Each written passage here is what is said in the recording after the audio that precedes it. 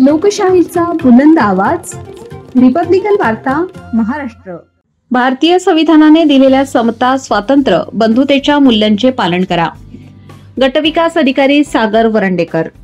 बातमी देवणी येथून। भारतरत्न डॉक्टर बाबासाहेब आंबेडकरांनी 2 वर्ष 11 महिने 18 दिवस अखंड परिश्रम घेऊन जगासाठी आदर्श ठरेल अशी सर्वोत्तम राज्यघटना भारताला दिली आहे। संविधानातील समता, स्वातंत्र्य आणि बंधुता ही मूलतत्वे प्रत्येकाने आचरणात आणणे आवश्यक आहे, असे प्रतिपादन देवणी पंचायत समितीचे गटविकास अधिकारी माननीय सागर वरंडेकर यांनी केले। देवणी पंचायत समितीच्या सभागृहात संविधान दिनानिमित्त आयोजित कार्यक्रमात ते बोलत होते। प्रारंभी डॉक्टर बाबासाहेब आंबेडकर यांच्या प्रतिमेचे पूजन करण्यात आले। त्यानंतर भारतीय राज्यघटनेच्या उद्देशपत्रिकेचे सामूहिक वाचन करून संविधानाबद्दल कृतज्ञता व्यक्त करण्यात आली। या कार्यक्रमात गटविकास अधिकारी सागर वरंडेकर यांचा लोकवैभव वृत्तपत्राचे संपादक गिरीधर गायकवाड नागराळकर यांच्या वतीने संविधानाची प्रत देऊन सन्मान करण्यात आला।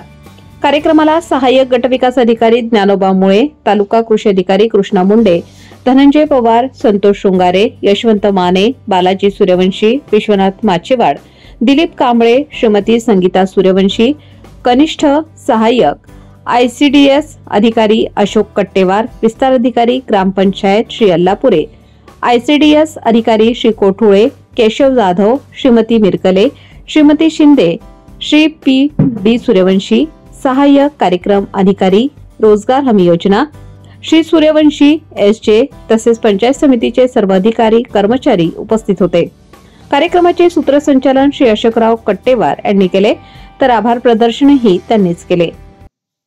आम्ही भारताचे लोक भारताचे एक सार्वभौम समाजवादी धर्मनिरपेक्ष लोकशाही गणराज्य घडविण्याचा व त्यांच्या सर्व नागरिकास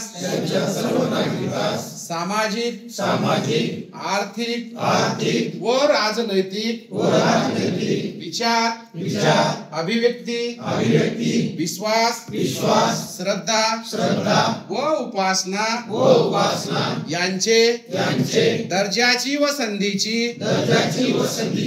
निश्चितपणे प्राप्त करून देण्याचा आणि त्या सर्वांमध्ये व्यक्तीची प्रतिष्ठा व राष्ट्राची एकता आणि एकात्मता यांचे आश्वासन देणारी प्रवर्धित करण्याचा संकल्पपूर्वक निर्धार करून आमच्या संविधान सभेत आज दिनांक 26 नोव्हेंबर 1949 रोजी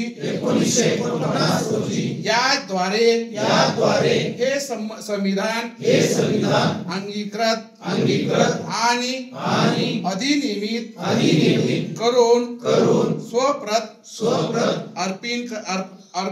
अर्पण करीत आहोत। जय हिंद। रिपब्लिकन वार्ता महाराष्ट्र न्यूज साठी जिल्हा प्रतिनिधी सगीर मोमीन, लातूर।